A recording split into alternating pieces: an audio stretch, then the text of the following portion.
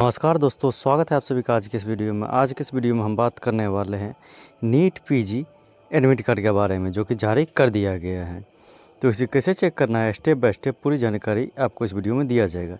साथ ही इससे रिलेटेड क्या कुछ नया अपडेट है वो भी इस वीडियो में दिया जाएगा।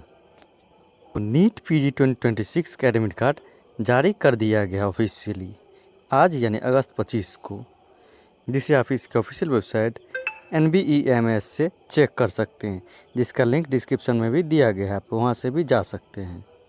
वहीं इसे डाउनलोड करने के लिए सबसे पहले आपको NBEMS के ऑफिशियल वेबसाइट पर चलाना है।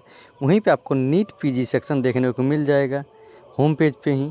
वहीं पे आपको अकाउंट लॉगिन सेक्शन देखने को मिल जाएगा। उसी पे क्लिक कर देने के बाद आप अपना यूज़र ID और पासवर्ड देकर जब लॉगिन पे क्लिक कीजिएगा तो आपका एप्लीकेशन खुल के चल आएगा। अपना एडमिट कार्ड डाउनलोड कर सकते हैं।